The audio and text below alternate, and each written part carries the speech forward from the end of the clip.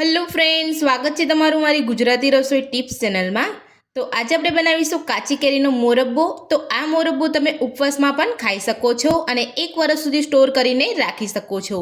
તો ચાલો આપણે કાચી કેરીનો મોરબ્બો બનાવવાનું શરૂ કરીએ। તો કાચી કેરીનો મોરબ્બો બનાવવા માટે સૌથી પહેલાં મેં અહીંયા 1 કેરી લીધી છે। તો જેટલી જ કેરી હોય એટલા જ પ્રમાણમાં તમારે અહીંયા ખાંડ લેવાની છે। તો ખાંડની જગ્યાએ તમે ગોળનો ઉપયોગ પણ કરી શકો છો। તો સૌથી પહેલાં આપણે કાચી કેરીની ઉપરની છાલ કાઢી લઈશું।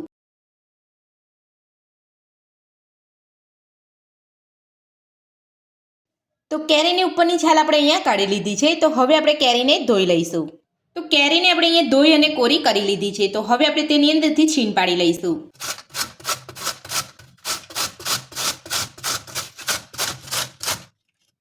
તો કાચી કેરીનું છીણ આપણે અહીંયા પાડી લીધું છે। તો હવે આપણે તેને એક વાસણની અંદર લઈ લઈશું। તો કેરીનું છીણ આપણે એક વાસણની અંદર લઈ લીધું છે। તો હવે આપણે તેની અંદર ખાંડ ઉમેરીશું। તો જેટલી આપણે અહીંયા કેરી લીધી છે એટલી જ તમારે અહીંયા ખાંડ લેવાની છે। તો મેં અહીંયા 1 કેરી 150 ગ્રામની લીધી હતી।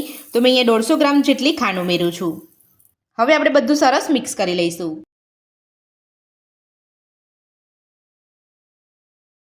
તો ખાંડ ઉમેરીને આપણે કેરીના છીણ સાથે સરસ મિક્સ કરી લીધું છે। તો હવે આપણે ગેસ ઉપર મૂકી અને કૂક કરી લઈશું। તો 1 તારની ચાસણી થાય ત્યાં સુધી આપણે અહીંયા મુરબ્બાને કૂક કરવાનું છે।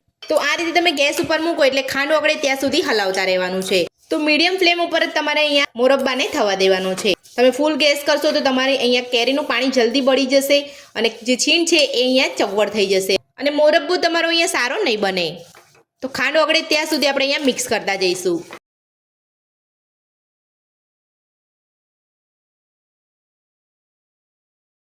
તો તમે અહીંયા જોઈ શકો છો બધી જ ખાંડ આપણી અહીંયા સરસ ઓગળી ગઈ છે। તો આપણે અહીંયા 1 તારની ચાસણી બને ત્યાં સુધી આપણે થવા દઈશું।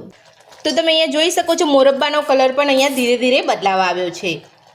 તો આ જ રીતે આપણે અહીંયા ધીમા તાપે મોરબ્બાને થવા દેવાનો છે। તમે અહીંયા જોઈ શકો છો આપણે કલર પણ સરસ બદલાઈ ગયો છે અને ચાસણી પણ આપણી અહીંયા સરસ થઈ ગઈ છે। તો હવે આપણે તેની અંદર આખા મસાલા એડ કરીશું। તો આખા મસાલાની અંદર 4 લવિંગ લીધા છે, 3 તજના ટુકડા લીધા છે અને 4 ઇલાયચી આપણે અહીંયા દાણા કાઢીને લીધી છે। તો હવે આપણે એડ કરી દઈશું।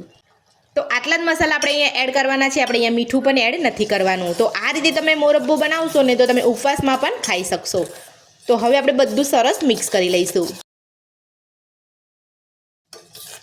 હજુ આપણે અહીંયા 4 થી 5 મિનિટ માટે થવા દઈશું।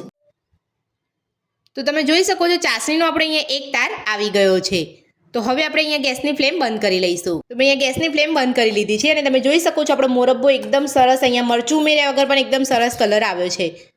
તો હવે આપણે એક બાઉલની અંદર સર્વ કરી લઈશું। તો કાચી કેરીનો મોરબ્બો બનીને આપણો તૈયાર છે અને એક બાઉલની અંદર સર્વ પણ કરી લીધો છે। આ કાચી કેરીનો મોરબ્બો તમે ઉપવાસની અંદર પણ ખાઈ શકો છો। તો મોરબ્બો બનાવવાની રીત તમને મારી કેવી લાગી મને કોમેન્ટ બોક્સમાં જરૂરથી જણાવજો। આજની રેસીપી પસંદ આવે તો વિડીયોને લાઇક કરજો, ચેનલને સબસ્ક્રાઇબ કરજો, તમારા મિત્રોને જરૂરથી શેર કરજો। Thank you.